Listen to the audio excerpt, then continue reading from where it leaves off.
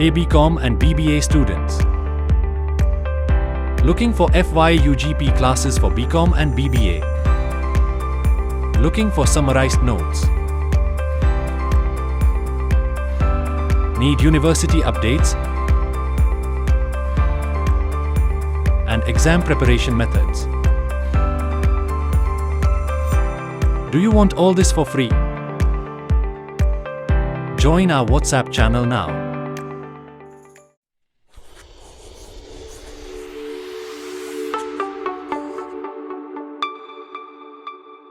Important ആയ ഒരു കോൺസെപ്റ്റാണ് പഠിക്കാൻ പോകുന്നത്. Calls in arrears. Side heading എഴുതി വെക്കുക, കോൾസ് ഇൻ അരിയേഴ്സ്. ഓക്കെ, എന്നിട്ട് താഴെ ശ്രദ്ധിക്കുക. Some shareholders may fail to pay allotment money and or call money. The amount remaining unpaid on allotment or on call is called calls in arrears. അതായത് ഇവിടെ പറയുന്നത് എന്താണെന്ന് വെച്ചാൽ, ചില share holders, അല്ലെങ്കിൽ നമുക്ക് ആയിരക്കണക്കിന് ഷെയർ ഹോൾഡേഴ്സ് നമ്മുടെ കയ്യിൽ നിന്ന് ഷെയർ വാങ്ങും. അങ്ങനെയാണ് നമുക്ക് വലിയൊരു തുക ഷെയർ ക്യാപിറ്റലായിട്ട് കിട്ടുന്നത് കമ്പനീസിന്. അപ്പോൾ അതിൽ ചെറിയ ഷെയർ ഹോൾഡേഴ്സ് എങ്കിലും, അല്ലെങ്കിൽ ചെറിയ അളവിൽ ഷെയർ ഹോൾഡേഴ്സ് എങ്കിലും എന്താണ്, ചിലപ്പോൾ അലോട്ട്മെന്റ് മണിയോ അല്ലെങ്കിൽ കോൾ മണിയോ ഒക്കെ അടയ്ക്കാൻ വിട്ടുപോകും. ആപ്ലിക്കേഷൻ എന്തായാലും അവർ അടച്ചു, ആ ആപ്ലിക്കേഷൻ അടച്ചെങ്കിൽ മാത്രമേ അവർക്ക് പിന്നെ നമ്മൾ ആ ഷെയർ അലോട്ട് ചെയ്യുള്ളൂ. പിന്നെ വരുന്ന ഇൻസ്റ്റാൾമെന്റുകളാണ് ഈ പറഞ്ഞ അലോട്ട്മെന്റും കോളും ഒക്കെ അല്ലേ. അപ്പോൾ അത് ചില കേസിൽ ഇവരൊക്കെ അടയ്ക്കാൻ വിട്ടുപോകും. അപ്പോൾ എന്താണ്, അങ്ങനെ വരുന്ന ഒരു അവസ്ഥയുടെ പേരാണ് കോൾസ് ഇൻ അരിയേഴ്സ്. അപ്പോൾ അങ്ങനെ കോൾസ് ഇൻ അരിയേഴ്സ് വന്നു കഴിഞ്ഞാൽ അതിന് നമ്മൾ അക്കൗണ്ടിങ്ങിൽ കാണിക്കണ്ടേ. അതായത് ഇപ്പോൾ ഒരു അലോട്ട്മെന്റ് അടയ്ക്കാൻ ഒരാൾ വിട്ടുപോയി, അല്ലെങ്കിൽ ഒരാൾ നമ്മുടെ കോൾ മണി അടയ്ക്കാൻ വിട്ടുപോയി. അപ്പോൾ നമ്മളത് എന്താണ്, ഇതുവരെ നമ്മൾ ചെയ്ത കണക്കുകളിലൊന്നും അങ്ങനത്തെ ഒരു പ്രശ്നം വന്നിട്ടില്ല, എല്ലാവരും അടച്ചിട്ടുണ്ടെന്നാണ് പറയുന്നത്. അപ്പോൾ ചില ആൾക്കാർ ഇതൊക്കെ അടയ്ക്കാൻ വിട്ടുപോകും, എല്ലാവരും അതിന് എപ്പോഴും പൈസ ഉണ്ടായിക്കോളുന്നില്ല. അപ്പോൾ അങ്ങനത്തെ ഒരു അവസ്ഥ വരുന്ന നേരത്തെ എങ്ങനെയാണ് അക്കൗണ്ടിങ് ചെയ്യാന്നുള്ളതാണ്. അപ്പോൾ അതിൻ്റെ അക്കൗണ്ടിങ് ഒരു പ്രോബ്ലം ആയിട്ട് വരുന്ന സാധനം തന്നെയാണ് ഈ കോൾസ് ഇൻ അരിയേഴ്സ്. എന്നാലും നിങ്ങൾ ഈ ഒരു എന്താണ് നോട്ട് എഴുതി വെക്കുക, താഴെ കൊടുത്ത് ശ്രദ്ധിക്കുക. The amount of calls in arrears is equal to called up capital minus paid up capital. Called up capital എന്ന് വെച്ചാൽ ചിലപ്പോൾ നമ്മൾ എത്രയാണ് വിളിച്ചിരിക്കുന്നത്, ചിലപ്പോൾ ഫൈനൽ കോൾ വിളിച്ചിട്ടുണ്ടാവില്ല. ഓക്കെ, ഒരു ഷെയറിൻ്റെ വില 10 രൂപയാണെങ്കിൽ ഫസ്റ്റ് കോൾ വരെ അതിന് 8 രൂപ ഉണ്ടാവുള്ളൂ, ഫൈനൽ കോൾ 2 രൂപ കൊണ്ട് വിളിച്ചിട്ടില്ല. അപ്പോൾ കോൾഡ് അപ്പ് ക്യാപിറ്റൽ 8 രൂപയാണ്. ഓക്കെ, ഒരു ഷെയർ ഹോൾഡർ ഉള്ളൂ എന്ന് കരുതുക. ഓക്കെ, അപ്പോൾ അയാൾ എന്താണ് ഇതുവരെ അടച്ചിരിക്കുന്നത് അലോട്ട്മെന്റ് വരെയാണ്, ഫസ്റ്റ് കോൾ അടച്ചിട്ടില്ല. അപ്പോൾ അലോട്ട്മെന്റ് വരെ 5 രൂപയേ വരുന്നുള്ളൂ. ഇപ്പോൾ application 3, allotment 2, first call 3, final call 2 എന്നാണ് കണക്കെന്ന് വെക്കുകയാണെങ്കിൽ ഫൈനൽ കോൾ ഇതുവരെ വിളിച്ചിട്ടേ ഇല്ല. അപ്പോൾ അതുകൊണ്ട് അത് പ്രശ്നം വരുന്നില്ല. അപ്പോൾ അതുകൊണ്ട് ഇപ്പോൾ 8 രൂപയാണ് called up capital. Called up capital 8 രൂപയാണ്. ഫൈനൽ കോൾ വിളിച്ചെങ്കിൽ മാത്രമാണ് കോൾഡ് അപ്പ് ക്യാപിറ്റൽ 10 രൂപയാവുള്ളൂ, ഫുൾ പൈസ ആവുള്ളൂ. അപ്പോൾ ഇവിടെ പറയുന്നത് ആ കോൾഡ് അപ്പ് ക്യാപിറ്റലിൽ നിന്ന് ഇയാൾ എത്ര പേഡപ്പ് ചെയ്തിട്ടുണ്ട്. അപ്പോൾ ഇയാൾ ഇപ്പോൾ അലോട്ട്മെന്റ് വരെ പേ ചെയ്തിട്ടുള്ളൂ, ഇയാൾ ഫസ്റ്റ് കോൾ പേ ചെയ്യാൻ വിട്ടുപോയി, അത് വിളിച്ചിട്ട് പോലും ഇയാൾ പേ ചെയ്യാൻ വിട്ടുപോയെങ്കിൽ called up capital is equal to 8 and paid up capital is equal to 5. Then calls in arrears will be equal to എത്രയാണ്, 3 അല്ലേ. 3 രൂപ അടയ്ക്കാൻ ഇനിയും ബാക്കിയുണ്ട്, അരിയർ ഉണ്ട്. ഓക്കെ, അപ്പോൾ അതാണ് കോൾസ് ഇൻ അരിയേഴ്സ് എന്ന് വെച്ചാൽ. അപ്പോൾ അത് നിങ്ങളൊന്ന് നോട്ടിലേക്ക് എഴുതി വെക്കുക. ഇനി അടുത്തത് വളരെ ഇമ്പോർട്ടൻ്റ് ആണ്, methods of accounting calls in arrear. അതായത് കോൾസ് ഇൻ അരിയേഴ്സ് വന്നാൽ എന്തൊക്കെ മെത്തേഡ് ഓഫ് അക്കൗണ്ടിങ് ആണ് യൂസ് ചെയ്യുക. ഓക്കെ, അപ്പോൾ നിങ്ങൾ ആദ്യം ഈ സൈഡ് ഹെഡിങ് എഴുതി വെക്കുക. ഓക്കെ, പിന്നെ ഇത് എഴുതണമെന്നില്ല. There are 2 alternative methods of accounting calls in അരിയേഴ്സിന് എഴുതണമെന്നില്ല, 2 മെത്തേഡാണ് മെയിൻ ആയിട്ടുള്ളത്. അതിൽ ഫസ്റ്റ് മെത്തേഡ് എന്താ പറയുന്നത്, without opening calls in arrears account. Calls in arrears account എന്ന് പറയുന്ന അക്കൗണ്ട് ഓപ്പൺ ചെയ്യാതിരിക്കുക. ഓക്കെ, അപ്പോൾ എത്രയാണോ പൈസ കിട്ടിയത് അത് മാത്രം എഴുതി വെക്കുക. അതായത് ഇപ്പോൾ നമുക്കിപ്പോൾ ഫസ്റ്റ് കോൾ ആയിട്ടൊരു 1000 രൂപ കിട്ടാണ്ട്, അപ്പോൾ നമ്മൾ എന്താ എഴുതുക, നമ്മളെന്താണ് ഷെയർ ഫസ്റ്റ് കോൾ അല്ലേ, share first call to share capital എന്ന് എഴുതും, ആദ്യത്തെ ജേണൽ എൻട്രി. അത് കഴിഞ്ഞിട്ട് നമ്മൾ രണ്ടാമത്തെ ജേണൽ എൻട്രി എന്താ എഴുതുക, bank to share first call എന്ന് എഴുതും അല്ലേ. അപ്പോൾ ഇത് മാത്രം എഴുതിയാൽ മതി, എന്നിട്ട് നമുക്ക് കിട്ടിയ പൈസ മാത്രം എഴുതി വെക്കുക. അപ്പോൾ ഒരു അക്കൗണ്ടിങ് ട്രീറ്റ്മെന്റ് അവിടെ വരുന്നില്ല, കോൾസ് ഇൻ അരിയേഴ്സിന് സെപ്പറേറ്റ് ആയിട്ട് നമ്മുടെ അക്കൗണ്ടിൽ കാണിക്കുന്നില്ല. അപ്പോൾ ചിലപ്പോൾ 1000 കിട്ടാനുള്ള, ചിലപ്പോൾ 800 കിട്ടിയിട്ടുണ്ടാവുള്ളൂ, ചില ആൾക്കാർ അടച്ചിട്ടുണ്ടാവില്ല. അപ്പോൾ 800 മാത്രം bank to share first call എന്ന് എഴുതി വെക്കുക. കിട്ടാത്ത ആൾക്കാരെ ഒന്നും എഴുതി വെക്കേണ്ട കാര്യമില്ല. അതാണ് ഫസ്റ്റ് മെത്തേഡ്. അത് കുറച്ച് സിമ്പിൾ മെത്തേഡാണ്, നമുക്ക് എന്താണ് ബുദ്ധിമുട്ടില്ലാതെ. ഓക്കെ, അപ്പോൾ ഇത് നിങ്ങൾ ഇതിൻ്റെ ഈ സൈഡ് ഹെഡിങ് മാത്രം എഴുതി വെച്ചാൽ മതി, ഈ നോട്ടൊന്നും നിങ്ങൾ ഇവിടെ എഴുതേണ്ട കാര്യം വരുന്നില്ല. Okay, first method is without opening calls in arrears account. Okay, ഇനി സെക്കൻഡ് മെത്തേഡ് എന്താ പറയുന്നത്, second method by opening calls in arrears account. ഒരു കോൾസ് ഇൻ അരിയേഴ്സ് അക്കൗണ്ട് നമ്മൾ ഓപ്പൺ ചെയ്യാം, അതാണ് സെക്കൻഡ് മെത്തേഡിൽ പറയുന്നത്. അപ്പോൾ എന്താണ്, under this method a separate account is maintained in calls in arrears. അതായത് കോൾസ് ഇൻ അരിയേഴ്സിന് വേണ്ടിയിട്ട് നമ്മൾ സെപ്പറേറ്റ് ഒരു അക്കൗണ്ട് മെയിൻറ്റെയിൻ ചെയ്യാം. Okay, the following journal entries R required. അത് വരികയാണെങ്കിൽ താഴെ പറയുന്ന ജേണൽ എൻട്രീസിൻ്റെ ആവശ്യം വരുന്നുണ്ട്. For non payment of allotment or call money it will be like calls in arrears account debtor to share allotment account, to share first, second or final call account unpaid. അപ്പോൾ pay ചെയ്യാത്തതിനെ നമ്മൾ calls in arrears അക്കൗണ്ടിലേക്ക് മാറ്റണം. ഇങ്ങനത്തെ ഒരു journal entry ചെയ്താൽ അതിലൊന്ന് combined entry ആയിട്ട് നമ്മൾ എഴുതുക. നമ്മൾ കണക്ക് ചെയ്യുന്ന നേരത്തെ നമുക്ക് മനസ്സിലാവും. ഓക്കെ, എന്നാലും നിങ്ങൾ ഈ ഫോർമാറ്റ് ഒന്ന് എഴുതി വെക്കുക. അതായത് നിങ്ങൾ by opening calls in arrears account എഴുതുക. എന്നിട്ട് നിങ്ങൾ ഈ ഒരു സൈഡ് ഹെഡിങ് എഴുതിയതിന് ശേഷം നിങ്ങൾ എന്ത് ചെയ്യുക, ഈ പറയുന്ന ഈ ഒരു ജേണൽ എൻട്രിയും കൂടി എഴുതി വെക്കുക. ഇതിൻ്റെ ഇടയ്ക്ക് വരുന്നതൊന്നും നമ്മൾ എഴുതേണ്ട കാര്യം വരുന്നില്ല. ആദ്യം ഈ സൈഡ് ഹെഡിങ് എഴുതുക, ഇത് എഴുതുക, പിന്നെ ഈ പറയുന്ന ജേണൽ എൻട്രി നിങ്ങൾ എഴുതി വെക്കുക. ഓക്കെ, പിന്നെ അതിനോടനുബന്ധിച്ച് നമ്മൾ എഴുതേണ്ട രണ്ടാമത്തെ ജേണൽ എൻട്രി ആണ് for receiving calls in arrears later. അതായത് ചില ആൾക്കാർ പിന്നീട് വന്നിട്ട് ഈ അരിയർ അടയ്ക്കും. ഓക്കെ, അപ്പോൾ എങ്ങനെ ജേണൽ എൻട്രി വരിക? Bank account debtor to calls in arrears account. Calls in arrears പിന്നീട് കിട്ടി, അപ്പോൾ bank account debtor to calls in arrears account. Okay, അപ്പോൾ കോൾസ് ഇൻ അരിയേഴ്സ് അക്കൗണ്ട് നമ്മളിവിടെ ക്ലോസ് ആക്കാണ്, ആൾക്കാരെ കയ്യിൽ നിന്ന് പൈസ കിട്ടി കഴിഞ്ഞു. ഓക്കെ, അപ്പോൾ note we follow the first method. Calls in arrears are shown in deduction from called up capital in notes of the account. നമ്മൾ അധികം ഫോളോ ചെയ്യുക ഫസ്റ്റ് മെത്തേഡാണ്. ഈ രണ്ടാമത്തെ മെത്തേഡ് കുറച്ചും കൂടി നമുക്ക് ടൈം കൺസ്യൂമിംഗ് ആണ്. അപ്പോൾ നമ്മൾ അധികം ചെയ്യുക എന്താണെന്ന് വെച്ച് കഴിഞ്ഞാൽ, അധികം അക്കൗണ്ടൻസ് എന്താ ചെയ്യാന്ന് വെച്ചാൽ ഫസ്റ്റ് മെത്തേഡ് എടുക്കും. പൈസ കിട്ടാത്തത് കിഴിച്ചിട്ട് bank account debtor to first call അല്ലെങ്കിൽ അലോട്ട്മെന്റ് എഴുതി വെച്ചിട്ട് അങ്ങനെ എഴുതി വെക്കും. പിന്നെ ബാലൻസ് ഷീറ്റ് തയ്യാറാക്കുന്ന നേരത്തെ അതിൻ്റെ നോട്ടിൽ എഴുതി വെക്കും, ഇത്ര പൈസയെ കിട്ടിയിട്ടുള്ളൂ, കോൾസ് ഇൻ അരിയേഴ്സ് ഇത്ര വന്നിട്ടുണ്ട് എന്നുള്ളത് നോട്ടിൽ മാത്രം എഴുതി വെക്കും. ഓക്കെ, അതാണ് ഇവിടെ പറയുന്നത്. ഓക്കെ, ഇനി ശ്രദ്ധിക്കുക, interest on calls in arrears അല്ലേ. കോൾസ് ഇൻ അരിയേഴ്സിന് ഇൻട്രസ്റ്റ് ചിലപ്പം കമ്പനി ഈടാക്കാൻ ചാൻസ് ഉണ്ട്. കമ്പനിക്ക് ഒരു സമയത്ത്, അതായത് ഇപ്പോൾ ഒരു സെപ്റ്റംബർ 1 കമ്പനി ഇപ്പോൾ എന്താ പറഞ്ഞിരിക്കുന്നത്, നമ്മുടെ കോൾ വിളിച്ചത് ഫസ്റ്റ് കോൾ വിളിച്ച്, അപ്പോൾ കുറേ പേര് അടച്ചു, കുറച്ച് പേര് അടച്ചില്ല അല്ലെ. ആ സെപ്റ്റംബർ 1 കിട്ടുന്ന പൈസ ചില ആൾക്കാർ ചിലപ്പോൾ ഡിസംബർ 31 അല്ലെങ്കിൽ ഇത് കഴിഞ്ഞ് സാമ്പത്തിക വർഷം കഴിയുന്ന നേരത്ത് വരുന്ന മാർച്ച് 31 വന്ന് അടയ്ക്കാൻ ചാൻസ് ഉണ്ട്. ചിലപ്പോൾ 6 മാസം കഴിഞ്ഞിട്ടൊക്കെ ആയിരിക്കും അടയ്ക്കുക. അപ്പോൾ 6 മാസം കമ്പനിയുടെ കയ്യിൽ നിന്ന് കാശ് കിടക്കുന്നില്ല. കമ്പനിക്ക് പ്രൊഡക്റ്റീവായിട്ട് ആ കാശ് 6 മാസത്തേക്ക് യൂസ് ചെയ്യാൻ പറ്റുന്നില്ല അല്ലേ. ശരിക്കും തരേണ്ട കാശാണ്. ആ ഇൻസ്റ്റാൾമെൻറ്റ് കൃത്യമായിട്ട് അടയ്ക്കണം ഒരു ഷെയർ ഹോൾഡർ. അപ്പോൾ കമ്പനി ചിലപ്പം ഈ കോൾസ് ഇൻ അരിയേഴ്സിന് അടയ്ക്കാൻ വിട്ടുപോയ തുകക്ക് എന്ത് ഈടാക്കും? പലിശ ഈടാക്കും, ഇൻട്രസ്റ്റ് ഈടാക്കും. ഇതൊക്കെ നമ്മൾ കണക്ക് ചെയ്യുമ്പോൾ കുറച്ചും കൂടി വ്യക്തമാണെന്ന് വിചാരിക്കുന്നു. ഓക്കെ, അപ്പോൾ ഇവിടെ എന്താ എഴുതിയിരിക്കുന്നത്? Directors are authorised to charge interest on calls in arrears at a rate specified in articles. If the articles are silent regarding the rate, the directors can charge interest on calls in arrears at rate not exceeding 10% per annum as per table F of the Companies Act 2013.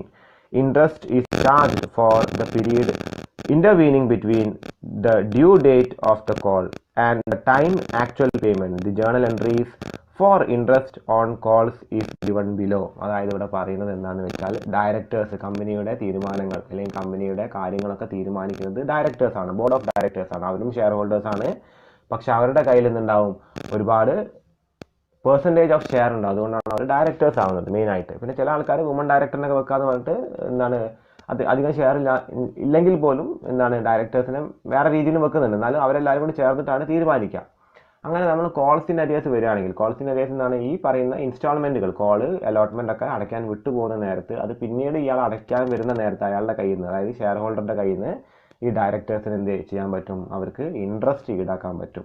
അപ്പോൾ അതിൽ companies act പറയുന്നത്, നമ്മുടെ കമ്പനിക്ക് ഒരു document ഉണ്ട്, memorandum of association എന്ന് പറയും, അതേപോലെ ആർട്ടിക്കിൾ ഓഫ് അസോസിയേഷൻ എന്ന് പറയും. 2 മെയിൻ ഡോക്യുമെൻറ്റുകൾ കമ്പനിക്ക് വരുന്നുണ്ട്. അപ്പോൾ അതൊക്കെ നമ്മൾ വേറെ ചാപ്റ്റേഴ്സിൽ കൂടുതൽ അതിനെക്കുറിച്ച് പഠിച്ചാൽ മതി. അപ്പോൾ ഈ ആർട്ടിക്കിൾ ഓഫ് അസോസിയേഷൻ കമ്പനിയുടെ ഒരു മെയിൻ ഡോക്യുമെൻ്റ് ആണ്. അപ്പോൾ അതിൽ വേണമെങ്കിൽ ഈ കമ്പനിക്ക് ഇങ്ങനത്തെ ഒരു ചട്ടം വെക്കാം. എന്ത് ചട്ടം വെക്കാന്ന് വെച്ചാൽ, ഇങ്ങനെ കോൾസ് ഇൻ അരിയേഴ്സ് ഏതെങ്കിലും നിക്ഷേപകർ അല്ലെങ്കിൽ ഷെയർ ഹോൾഡേഴ്സൊക്കെ വരുത്തുകയാണെങ്കിൽ അവരുടെ മുകളിൽ ഒരു ഇൻട്രസ്റ്റ് ചാർജ് ചെയ്യാന്നുള്ളൊരു ഒരു റൂള് ഈ പറയുന്ന ആർട്ടിക്കിളിൽ കമ്പനിക്ക് വേണമെങ്കിൽ എഴുതി വെക്കാം. ഇനി അതിൽ പറയുന്നില്ല എന്ന് വെക്കുക, അതായത് ഇങ്ങനെ ഇൻട്രസ്റ്റിനെ പറ്റി പറയുന്നുണ്ട്, എന്നാലും ഇൻട്രസ്റ്റിന്റെ റേറ്റിനെ കുറിച്ചിട്ടൊന്നും അതിൽ പ്രതിപാദിക്കുന്നില്ലെങ്കിൽ കമ്പനീസ് ആക്ടിൽ ടേബിൾ F എന്ന് പറയുന്ന ടേബിളിൽ പറയുന്നത് എന്താണെന്ന് വെച്ചാൽ, 10% കൂടാതെ ഏത് റേറ്റ് വേണമെങ്കിലും കമ്പനിക്ക് ഇൻട്രസ്റ്റ് ഈടാക്കുക എന്നുള്ളതാണ്. മാക്സിമം പോയാൽ 10% വരെ കമ്പനിക്ക് ഈടാക്കാം. അപ്പോൾ പിന്നീട് ഇയാൾ അടയ്ക്കുമ്പോൾ ആ മാസത്തിൻ്റെ കണക്കനുസരിച്ചിട്ട് 10% ഇൻട്രസ്റ്റ് വെച്ച് ഇയാൾ അടയ്ക്കേണ്ടി വരും, ആരെങ്കിലും ഷെയർ ഹോൾഡർ. ഓക്കെ, അതൊരു പിഴയാണ് ആ ഇൻട്രസ്റ്റ് അടയ്ക്കുന്നത്. ഓക്കെ, അതാണ് ഇവിടെ പറയുന്നത്. അപ്പോൾ അതിൻ്റെ ജേണൽ എൻട്രീസ് ആണ് ഇവിടെ താഴെ കൊടുത്തിരിക്കുന്നത്. അപ്പോൾ നിങ്ങൾ ഈ interest on calls in arrears എഴുതി വെച്ചതിന് ശേഷം നിങ്ങൾ ഇതുവരെ എഴുതുക. ഓക്കെ, എന്നിട്ട് ജേണൽ എൻട്രീസ് ഒരു സൈഡ് ഹെഡിങ് എഴുതുക. എന്നിട്ട് എന്താണ് ഫസ്റ്റ് സൈഡ് ഹെഡിങ് വരുന്നത് എന്താ, ഫോർ ഇൻട്രസ്റ്റ് റിസീവബിൾ, ഇൻട്രസ്റ്റ് കിട്ടാൻ നേരമാകുമ്പോൾ അല്ലേ, ഇൻട്രസ്റ്റ് കിട്ടാനാവുന്ന നേരത്ത് sundry share holder account debtor to interest on calls in arrear എന്ന് ആദ്യത്തെ ജേണൽ എൻട്രി ചെയ്തുക. പിന്നെ എന്താണ്, ഇത് ഇൻട്രസ്റ്റ് കിട്ടുന്ന നേരത്താണ്, കോൾസ് ഇൻ അരിയേഴ്സ് അല്ല, അതിൻ്റെ ഇൻട്രസ്റ്റ് കിട്ടുന്ന നേരത്ത്. കോൾസ് ഇൻ അരിയേഴ്സ് വേറെയും തരണം, ഇൻട്രസ്റ്റ് വേറെയും തരണം. ഓക്കെ, ഇൻട്രസ്റ്റിൻ്റെ ജേണൽ എൻട്രി എന്താണ്, bank account debtor to sundry share holder ആണ്. പിന്നെ എന്താണ്, ഈ transfer of interest to profit, ഈ ഇൻട്രസ്റ്റ് എന്താണ്, ഇത് ഇവർക്ക് കിട്ടുന്ന ഒരു ലാഭമല്ലേ. കാര്യം എന്താണെന്ന് വെച്ചാൽ ശരിക്കും ആ കോൾ മണി ഇയാൾ കറക്റ്റ് സമയത്ത് ആ കോൾ അടച്ചിട്ടുണ്ടെങ്കിൽ, ഇപ്പോൾ ഒരു 100 രൂപയാണ് കോൾ അടയ്ക്കാണ്ടായിരുന്നെങ്കിൽ ഇയാൾ ആ 100 രൂപ അടച്ചാൽ മതിയായിരുന്നു കറക്റ്റ് സമയത്ത്. ആ കോൾ അടയ്ക്കാൻ വിട്ടു പോകുമ്പോൾ ഒരു 6 മാസം കഴിയുമ്പോൾ അവർക്ക് ഒരു 10 രൂപ കിട്ടുക എന്ന് വെച്ച് കഴിഞ്ഞാൽ ആ 10 രൂപ എന്താണ്, ഈ കമ്പനിയെ സംബന്ധിച്ച് അതൊരു പ്രോഫിറ്റാണ്. അപ്പോൾ അതുകൊണ്ട് തന്നെ അത് പ്രോഫിറ്റ് ആൻഡ് ലോസിലേക്ക് മാറ്റാൻ ചെയ്യണം. ഓക്കെ, അപ്പോൾ അതെന്താ വരുന്നത്, interest on calls in arrears to profit and loss account, അതിലേക്കാണ് മാറ്റേണ്ടത്. ഓക്കെ, ഇതിന് നോട്ട് എന്താ കൊടുത്തിരിക്കുന്നത്, if articles are silent the provision of table F of the companies act 2013 shall apply. അതായത് ആർട്ടിക്കിളിൽ ഈ ഇൻട്രസ്റ്റിനെ കുറിച്ചിട്ടൊന്നും പറയുന്നില്ലെങ്കിൽ മാത്രമാണ് കമ്പനീസ് ആക്ടിൽ ടേബിൾ എഫിനെ കുറിച്ചുള്ള കാര്യങ്ങൾ ഉപയോഗിച്ചുകൊണ്ട് ഡയറക്ടേഴ്സിന് എന്ത് ചെയ്യാൻ പറ്റുക, ഈ പറയുന്ന ഇൻട്രസ്റ്റ് ഈടാക്കാൻ പറ്റുക. ഓക്കെ, അപ്പോൾ ഇതിൻ്റെ കണക്കുകൾ ചെയ്യുന്ന നേരത്ത് കുറച്ചും കൂടി നിങ്ങൾക്ക് ക്ലിയർ ആവും. അപ്പോൾ ഞാൻ ഈ പറഞ്ഞ സംഗതികൾ നിങ്ങൾ ആദ്യം തന്നെ നോട്ടിലേക്ക് കൃത്യമായിട്ട് എഴുതി വെക്കുക. ഈ ഒരു ഫോർമാറ്റ് കൃത്യമായിട്ട് നിങ്ങൾ എഴുതി വെക്കുക. ഓക്കെ,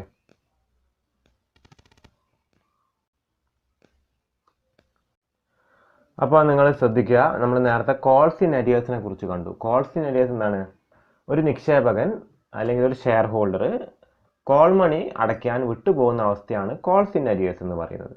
ഓക്കെ, ഇവിടെ എന്തിനെ കുറിച്ചാണ് പറയുന്നത്, കോൾസ് ഇൻ അഡ്വാൻസിനെ കുറിച്ചിട്ടാണ് ഇവിടെ പറയുന്നത് അല്ലേ, കോൾസ് ഇൻ അഡ്വാൻസ്. അപ്പോൾ കോൾസ് ഇൻ അരിയേഴ്സിൻ്റെ വിപരീതമായിട്ടാണ് കോൾസ് ഇൻ അഡ്വാൻസ് വരുന്നത്. അപ്പോൾ എന്താ കോൾസ് ഇൻ അഡ്വാൻസ് എന്ന് നോക്കാം.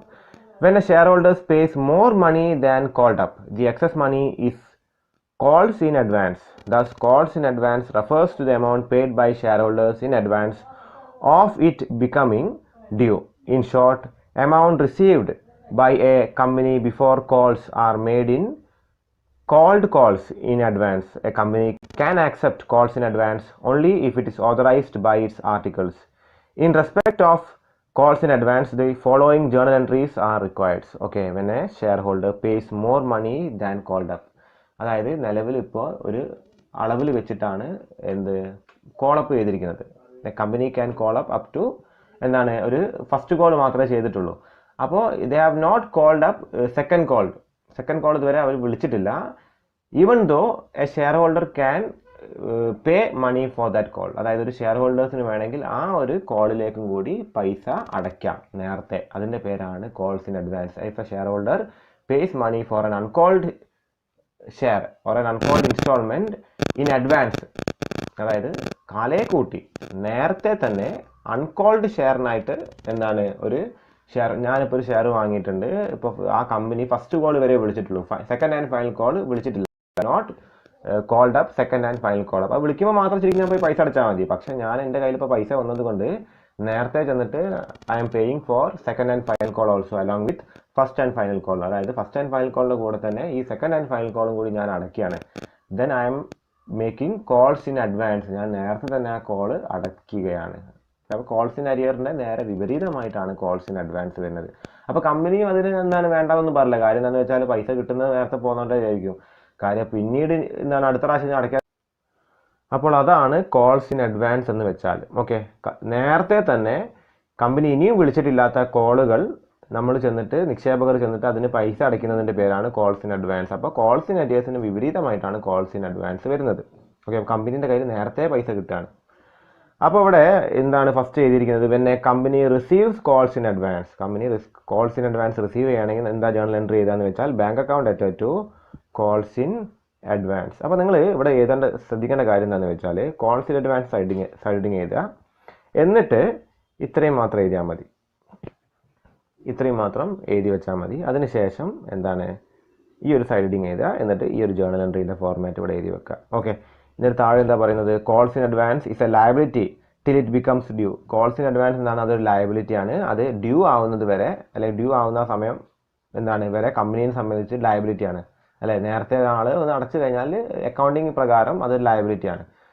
അത് ഡ്യൂ ആവുന്നതിന് മുൻപ് ഒന്ന് അടച്ചു കഴിഞ്ഞാൽ അത് അയാളുടെ പുറത്ത് കമ്പനിക്കുള്ള ലയബിലിറ്റിയാണ്. Okay, it becomes due, hence it should be credited. അപ്പോൾ കോൾസ് ഇൻ അഡ്വാൻസ് എന്താക്കണം, നമ്മൾ ക്രെഡിറ്റ് ചെയ്യണം.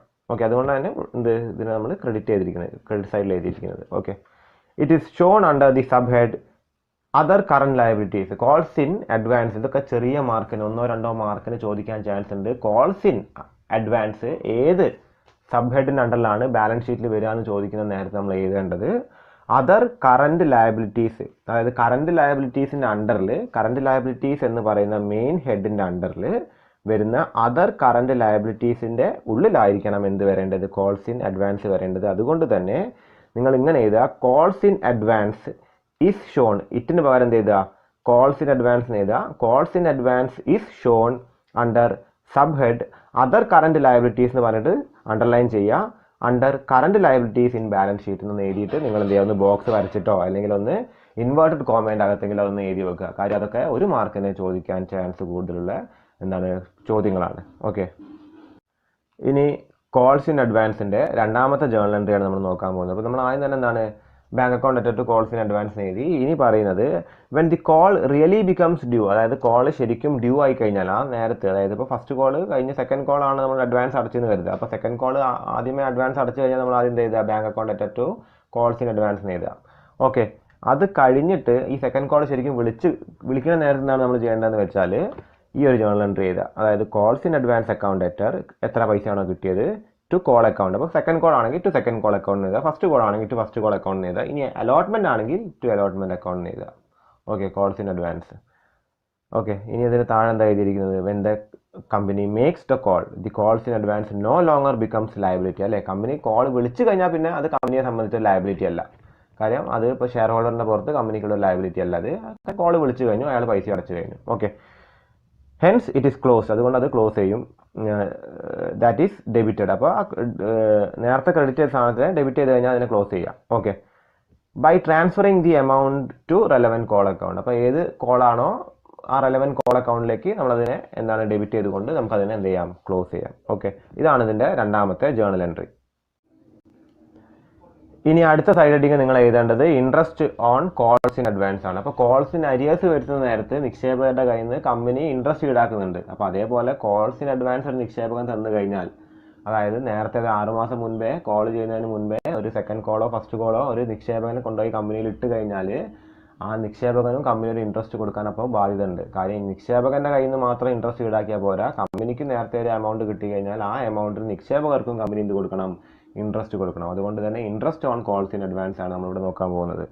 The companies must pay interest on calls in advance at a rate specified in the articles. അതായത് ഇപ്പോൾ നേരത്തെ പറഞ്ഞ പോലെ ഡയറക്ടേഴ്സ് ഒക്കെ തീരുമാനിച്ച് കമ്പനിയുടെ ആർട്ടിക്കിൾസ് എന്ന് പറയുന്ന ഡോക്യുമെന്റിൽ എന്ത് സ്പെസിഫൈ ചെയ്തിരിക്കണം, ഈ കോൾസ് ഇൻ അഡ്വാൻസ് വരികയാണെങ്കിൽ എത്ര ഇൻട്രസ്റ്റ് കൊടുക്കണം എന്നുള്ളത് സ്പെസിഫൈ ചെയ്തിരിക്കണം. But if the articles are silent on this point, അപ്പോൾ ആർട്ടിക്കിൾസിൽ ചില നേരത്തെ എന്താണ് അതിൽ എഴുതി വെച്ചിട്ടുണ്ടാവില്ല, they might be silent on this point. The company is liable to pay interest not exceeding 12% per annum on calls in advance. അപ്പോൾ ആ ഒരു കേസിൽ കമ്പനി എന്താണ് 12% എന്ത് കൊടുക്കണം, കോൾസ് ഇൻ അഡ്വാൻസിൽ ഇൻട്രസ്റ്റ് കൊടുക്കണം. ആർട്ടിക്കിൾ സൈലന്റ് ആണെങ്കിൽ അപ്പോൾ നിക്ഷേപകന്റെ കയ്യിൽ നിന്ന് മാക്സിമം പോയാൽ 10% പിടിക്കാൻ പറ്റുള്ളൂ കമ്പനീസ് ആക്ടിൽ പറയുന്നത്. പക്ഷേ നിക്ഷേപകന് കമ്പനി എത്ര കൊടുക്കണം, കോൾസ് ഇൻ അഡ്വാൻസ് ചെയ്യുകയാണെങ്കിൽ they should pay at least 12% per annum of interest. Okay, പിന്നെന്താ പറയുന്നത്, in advance from the date of receipt to the due as per table F of the companies act 2013. അതായത് ഏത് ഡേറ്റിനാണോ ഇയാൾ അടച്ചിരിക്കുന്നത് അത് കഴിഞ്ഞ് ഏത് കാലം വരെയാണോ ഡ്യൂ ഡേറ്റ് ഉള്ളത് ആ കാലം വരയ്ക്കും എത്ര കൊടുക്കുക, 12%. അത് മാസത്തിൻ്റെ കണക്കിൽ. ഇപ്പോൾ ഒരു 3 മാസമാണ് ആ ഡ്യൂ ഡേറ്റും നമ്മൾ ഇയാൾ അടച്ചതും തമ്മിലുള്ള വ്യത്യാസമെങ്കിൽ 3/12 എന്നൊരു അനുപാതത്തിൽ എന്താണ് വരിക, ടൈം പോകും. 3/12 1/4, അതായത് 12%ന് 1/4 കിട്ടുള്ളൂ. ഓക്കെ, 12% എന്നുള്ളത് പെർ ആനത്തിൻ്റെ കണക്കാണ്. ഒരു വർഷം കഴിഞ്ഞിട്ടാണ് ഈ ഡ്യൂ ഡേറ്റ് വരുന്നതെങ്കിൽ ഫുള്ളായിട്ട് 12% കിട്ടും.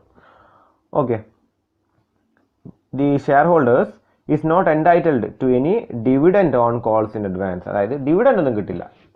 അപ്പോൾ ഇയാൾ ഇപ്പോൾ കോൾസ് ഇൻ അഡ്വാൻസ് ഒക്കെ അടച്ചിട്ട് അതിൻ്റെ ഇടയ്ക്ക് കമ്പനിക്ക് പ്രോഫിറ്റ് വന്നിട്ടുണ്ടെന്ന് വിചാരിക്കുക. അതായത് ഒരു ക്ലോസിംഗ് ഡേറ്റ് വന്നു, കമ്പനിക്ക് പ്രോഫിറ്റ് വന്നു, പക്ഷേ ആ കോൾസ് ഇൻ അഡ്വാൻസിൻ്റെ അനുപാതത്തിൽ ഇയാൾക്ക് എന്ത് കിട്ടില്ല, ഡിവിഡൻഡ് കിട്ടില്ല. എത്രയാണോ കമ്പനി കോൾ ചെയ്തിരിക്കുന്നത് അതിലുള്ള ഡിവിഡൻഡ് ആർക്ക് കിട്ടുള്ളൂ. ഡിവിഡൻഡ് എന്താണ്, നമ്മുടെ പ്രോഫിറ്റിൻ്റെ ഓഹരിയാണ് ഡിവിഡൻഡ് എന്ന് പറയുന്നത്. അപ്പോൾ ആ പ്രോഫിറ്റിൻ്റെ ഓഹരി എന്ന് വെച്ചാൽ എത്രയാണോ ഇയാൾ അടച്ചിരിക്കുന്ന തുക അതിന് അനുപാതികമായിട്ടാണ് കൂടിയാണ് കിട്ടുക. അപ്പോൾ ഇയാൾ നേരത്തെ കോൾസ് ഇൻ അഡ്വാൻസ് അടച്ച് എന്ന് വെച്ചത് കൊണ്ട് ഡിവിഡൻഡ് കിട്ടൂല. അപ്പോൾ dividend will not be paid for calls in advance. അതൊക്കെ നോട്ട് ചെയ്ത് വെച്ചേക്കുക. കാര്യം എന്താണെന്ന് വെച്ച് കഴിഞ്ഞാൽ ഇതൊക്കെ 1 മാർക്കിന് ചോദിക്കാൻ ചാൻസ് ഉണ്ട്. അതായത് കോൾസ് ഇൻ അഡ്വാൻസ് അടച്ചു കഴിഞ്ഞാൽ ആ നിക്ഷേപകന് ഡിവിഡൻഡ് കിട്ടാൻ ചാൻസ് ഉണ്ടോ? ഇല്ല. ആ കോൾസ് ഇൻ അഡ്വാൻസിന് ഡിവിഡൻഡ് ഒന്നും കിട്ടില്ല. Okay, the journal entry is as follows. അതായത് ഇപ്പോൾ ഇൻട്രസ്റ്റ് ഓൺ കോൾസ് ഇൻ അഡ്വാൻസിന്റെ ജേണൽ എൻട്രി എങ്ങനെയാണ് വരിക എന്ന് വെച്ചാൽ എന്താണ്, for interest on calls in advance due, അതായത് interest on calls in advance due ആയി കഴിഞ്ഞാൽ എന്ത് ചെയ്യുക, interest on calls in advance account debtor to sundry share holders account. അതായത് ഇത് ഡ്യൂ ആവുന്ന നേരത്തെ എന്താ ജേണൽ എൻട്രി വരിക എന്ന് വെച്ചാൽ interest on calls in advance account debtor to എന്താണ് sundry share holder. Sundry means total ആട്ടോ, എല്ലാ ഷെയർ ഹോൾഡേഴ്സിനും എത്ര ഷെയർ ഹോൾഡർ ആണോ കോൾസ് ഇൻ അഡ്വാൻസ് അടച്ചിരിക്കുന്നത് അവർക്കാണ് ആ ഇൻട്രസ്റ്റ് കൊടുക്കേണ്ടത്. അപ്പോൾ നമ്മൾ ഡെബിറ്റിൽ എന്ത് ചെയ്താന്ന് വെച്ചാൽ interest on calls in advance account debtor to എന്താണ് സൺട്രി ഷെയർ ഹോൾഡേഴ്സ് അക്കൗണ്ട് എഴുതാം. ഇനി നമുക്ക് അവർക്ക് പൈസ കൊടുക്കണ നേരത്തെ നമ്മൾ എന്താ ചെയ്യേണ്ടത്, sundry share holders account debtor to bank account അല്ലെങ്കിൽ ക്യാഷ് എന്ന് എഴുതാം. അധികം ബാങ്ക് അക്കൗണ്ട് എന്നാണ് നമ്മൾ എഴുതേണ്ടത്. കമ്പനീൻ്റെ ഡീലിംഗ്സ് ഒക്കെ ബാങ്കുമായിട്ടാണ് ചെയ്യേണ്ടത്. അപ്പോൾ ഈ അടുത്ത സൈഡ് ഹെഡിങ് വളരെ ഇമ്പോർട്ടൻ്റ് ആണ്. 4 മാർക്കിനും 5 മാർക്കിനും ചോദിക്കുന്ന ഒരു ചോദ്യമാണ് കൂടുതലായിട്ടും. The difference between calls in arrears and calls in advance. Difference between calls in arrears and calls in advance. Okay, അപ്പോൾ ഒരു കോളത്തിൽ നിങ്ങൾ കോൾസ് ഇൻ അരിയേഴ്സ് എഴുതുക, ഒരു കോളത്തിൽ കോൾസ് ഇൻ അഡ്വാൻസ് എഴുതുക. ഓക്കെ, അപ്പോൾ ഫസ്റ്റ് പോയിന്റ് നോക്കാം. It is the amount called up by the company but not paid up by the share holders. അപ്പോൾ എന്താണ്, calls in arrears is the amount called up by the company but not paid up by the share holders. അത് company already call up ചെയ്തിട്ടുണ്ട്, പക്ഷേ share holder pay ചെയ്തിട്ടില്ല. അപ്പോൾ calls in advance എന്നാണ് it is the amount not called up by the company. അതായത് ഇനിയും company ആ amount വിളിച്ചിട്ടില്ല, but it is paid up by share holder. അത് എന്താണ്, ഷെയർ ഹോൾഡർ പക്ഷേ അടച്ചിട്ടുണ്ട്. അതാണ് ഫസ്റ്റ് പോയിന്റ്. ഇനി രണ്ടാമത്തെ പോയിന്റ് എന്താണെന്ന് വെച്ചാൽ it is the amount due to the company from the share holder. അതായത് ഷെയർ ഹോൾഡറിന്റെ കയ്യിൽ നിന്ന് കമ്പനിക്ക് ഡ്യൂ ആണ്, കമ്പനിക്ക് ഇങ്ങോട്ട് കിട്ടാനുള്ള പൈസയാണ് കോൾസ് ഇൻ അരിയർ. ഇതെന്താണ് calls in advance. It is the amount due from the company to the share holder. ഈ ഒരു കേസ് എന്താ പറയുന്നത്, ഈ കോൾസ് ഇൻ അഡ്വാൻസ് എന്നാണ് ഈ എമൗണ്ട് കമ്പനിക്ക് ആന പുറത്ത് ബാധ്യതയുണ്ട്, ഷെയർ ഹോൾഡറുടെ പുറത്ത് ബാധ്യതയുണ്ട് കോൾസ് ഇൻ അഡ്വാൻസിൽ. പക്ഷേ കോൾസ് ഇൻ അരിയേഴ്സിന്റെ കേസ് പറയുകയാണെങ്കിൽ കമ്പനിയുടെ പുറത്താണ് ആർക്ക് ബാധ്യത ഉള്ളത്, ഷെയർ ഹോൾഡർക്ക് ബാധ്യത ഉള്ളത്. ഇവിടെ ബാധ്യത ഷെയർ ഹോൾഡർക്കാണെങ്കിൽ ഇവിടെ ബാധ്യത കമ്പനിക്കാണ്. രണ്ടാമത്തെ പോയിന്റ്. ഇനി മൂന്നാമത്തെ പോയിന്റ് ശ്രദ്ധിക്കുക. It shows a debit balance. അതായത് calls in arrear debit balance ആണ് കാണിക്കുക, ഇതെന്താ കാണിക്കുക, ക്രെഡിറ്റ് ബാലൻസ് ആണ് കാണിക്കുക. ഇത് കമ്പനിയെ സംബന്ധിച്ചിട്ട് എന്താണ് ലയബിലിറ്റി ആണ്, ഇത് കമ്പനിയെ സംബന്ധിച്ചിട്ട് അസറ്റ് ആണ്. അതുകൊണ്ടാണ് ഇത് ഡെബിറ്റ് ബാലൻസ് കാണിക്കുന്നത്, ഇത് ക്രെഡിറ്റ് ബാലൻസ് കാണിക്കുന്നത്. ഓക്കെ, അത് കഴിഞ്ഞ് നാലാമത്തെ പോയിന്റ് എന്താ പറയുന്നതെന്ന് വെച്ചാൽ interest provided on it is an income for the company. അതായത് ഇതിന്റെ പുറത്ത് വരുന്ന ഇൻട്രസ്റ്റ് എന്താണ്, ഇതിന്റെ പുറത്ത് വരുന്ന ഇൻട്രസ്റ്റ് കമ്പനിക്ക് ഇൻകം ആണ്, ഇതിന്റെ പുറത്ത് വരുന്ന ഇൻട്രസ്റ്റ് കമ്പനിക്ക് എക്സ്പെൻസ് ആണ്. ഓക്കെ, അഞ്ചാമത്തെ point as per table F the maximum rate of interest. അതായത് കമ്പനീസ് ആക്ട് 2013 ടേബിൾ എഫിൽ പറയുന്ന മാക്സിമം ഇൻട്രസ്റ്റ് എത്രയാണ്, 10%. ഇവിടെ കമ്പനി അങ്ങോട്ട് കൊടുക്കാണ്ടാകുമ്പോൾ ടേബിൾ എഫിൽ പറഞ്ഞത് 12% ഇൻട്രസ്റ്റ് അങ്ങോട്ട് കൊടുക്കേണ്ടത്. ഓക്കെ, ഇതാണ് അഞ്ചാമത്തെ പോയിന്റ്. ആറാമത്തെ പോയിന്റ് എന്താ പറയുന്നത്, it is deducted from called up capital under sub heading equity. അതായത് ഇക്വിറ്റി എന്ന് പറഞ്ഞ സബ് ഹെഡിങ്ങിൽ ബാലൻസ് ഷീറ്റിൽ ഇതെന്താണ് ഡിഡക്റ്റ് ചെയ്യുക, അത് കുറയ്ക്കുക ചെയ്യുക. ഇവിടെ എന്താ പറയുന്നത്, it is shown as A separate item under sub heading other current liability. ഇത് അതർ കറന്റ് ലയബിലിറ്റി എന്ന് പറഞ്ഞിട്ട് സെപ്പറേറ്റ് സബ് ഹെഡിന് അണ്ടർ തന്നെ കമ്പനിയുടെ ബാലൻസ് ഷീറ്റിൽ കാണിക്കുക ചെയ്യാം. ഓക്കെ, ഇതാണ് ആറാമത്തെ പോയിന്റ്. അപ്പോൾ ഈ 6 പോയിന്റുകളിൽ നിങ്ങൾ ഏതെങ്കിലും ഒരു 5 പോയിന്റ് എടുത്ത് എഴുതി വെക്കുക. 6 പോയിന്റ് എഴുതേണ്ട ആവശ്യം വരുന്നില്ല. മാക്സിമം 5 മാർക്കിന് ചോദിച്ചു കഴിഞ്ഞാൽ നിങ്ങൾ ഏതെങ്കിലും ഒരു 5 പോയിന്റ് എടുത്തിട്ട് നിങ്ങളുടെ നോട്ടിലേക്ക് എഴുതി വെച്ചാൽ മതി. ഓക്കെ.